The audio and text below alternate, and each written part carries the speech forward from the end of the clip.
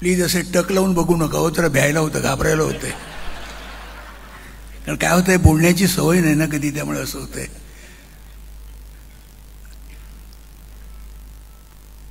आज म्हणजे खरंच माझ्या आयुष्यात कधी असा यापूर्वी न घडलेला असा प्रसंग आहे हा, असं मी म्हणेन.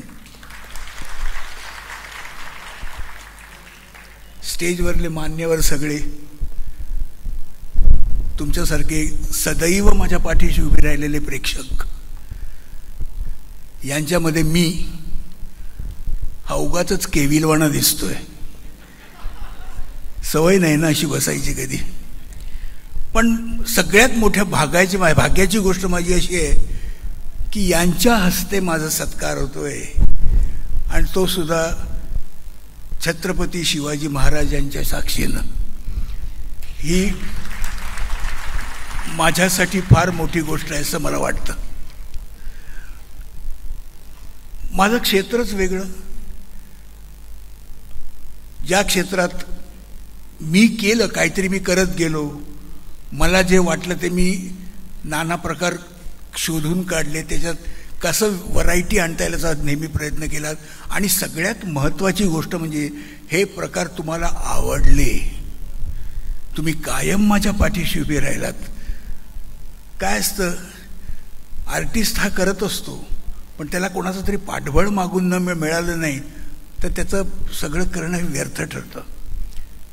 मला इतकं आश्चर्य वाटतं की एवढं पाठबळ तुम्ही मला कुठून कसं दिलं. अजूनही मी जेव्हा कधी इथे प्रयोग सुरू करतो तेव्हा हे बालगंधर्व हाऊसफुल असतं. आवर्जून लोक बघायला येतात, आवर्जून लोक कौतुक करतात, आणि या सगळ्यांना मी आवर्जून फोटो देत असतो. जवळजवळ नाटक संपल्यानंतरची जवळजवळ 45 मिनिटं. कारण मी ते माझं कर्तव्य समजतो की मी हा एकटा उभा नाही आहे. मागे जे कुठल्याही गोष्टीला जे पाठवून हे लावतात ना, काय म्हणतात त्याला आपण, टेकू लावतात ना, तसे तुम्ही सगळेजण उभे आहात.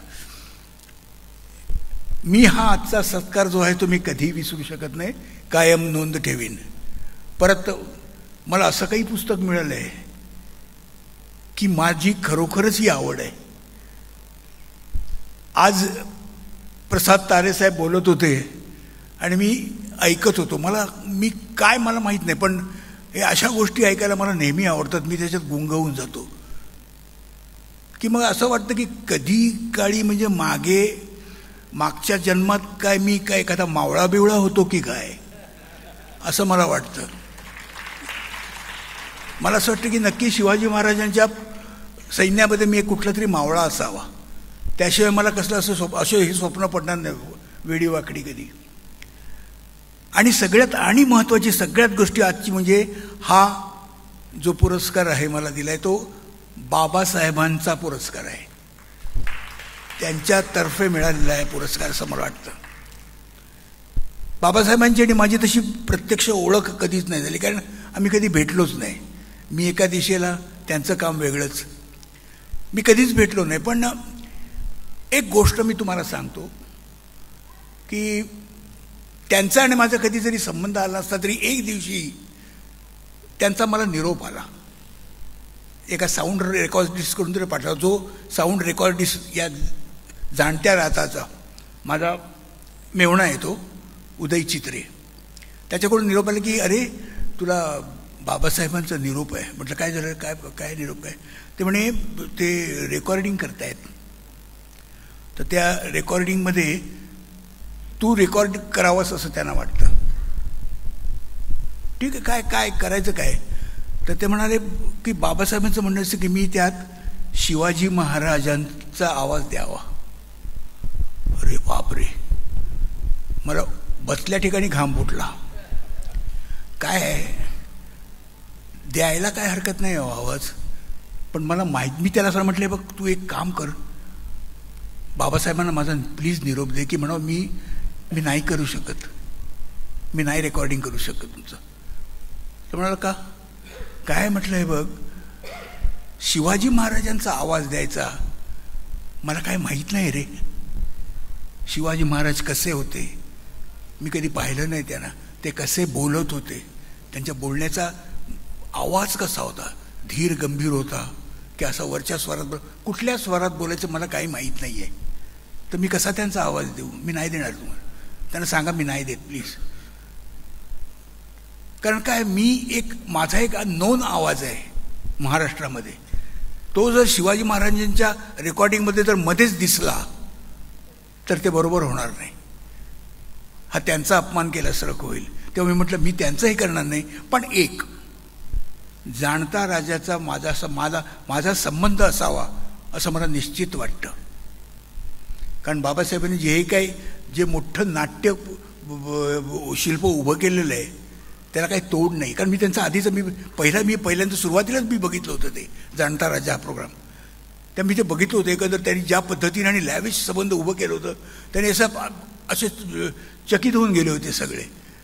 तर म्हटलं मी बघितलं होतं, मला मी त्याचा भाग असावा असं मला वाटतं. तेव्हा मी बाकी दुसरं कुठलंही मी रेकॉर्ड करेन, पण प्लीज म्हणावं मी शिवाजी महाराजांना नाही रेकॉर्ड करणार. कारण माझी तेवढी कुवत नाही, माझी लायकी नाही, माझा आवाज नाही आहे. म्हटलं मी त्याच्यात एक करेन. म्हटलं मी बाजीप्रभू देशपांडेंचं करतो. आणि मी बाजीप्रभू देशपांड्यांचा आवाज रेकॉर्ड केला. आता जे जाणता राजाचे प्रयोग आहेत त्यात बाजीप्रभूंचा जो आवाज आहे तो माझा आहे. हे बहुतेक त्या काम करणाऱ्या माणसालाही माहीत नसेल, कोणालाच माहीत नाहीये. म्हणजे कधी प्रश्नच आला नाही कोणाला कधी सांगण्याचा. पण मी आहे त्याच्यात. अशा रीतीने मी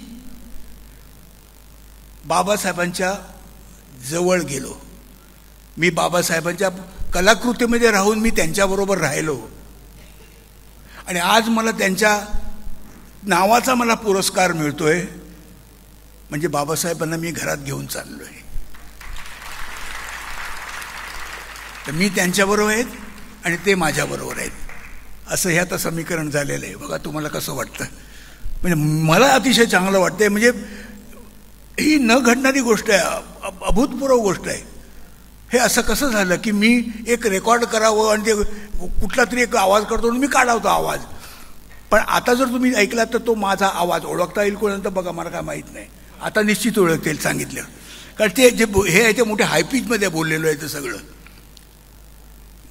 असा तो युद्धावर त्यांनी हे केलं आहे अशा परिस्थितीचं हे होतं. आणि ते त्यामुळे काय झालं आहे ते लोकांना ओळखता येईल, ओळखायला येईल, पण काय सांगता येत नाही. कारण लोकांना माझा आवाज बराचसा परिचित असल्यामुळे. पण एका गोष्टीचं मला आता समाधान आहे की माझी आणि बाबासाहेबांची निश्चित ही देवघेव झालेली आहे. Thank you very much. याबद्दल मी नेहमीच तुम्हा लोकांचा मी नेहमी आभारी राहीन आणि ही आठवण सतत मी माझ्या मनात ठेवीन. धन्यवाद. एबीपी माझा, उघडा डोळे बघा नीट.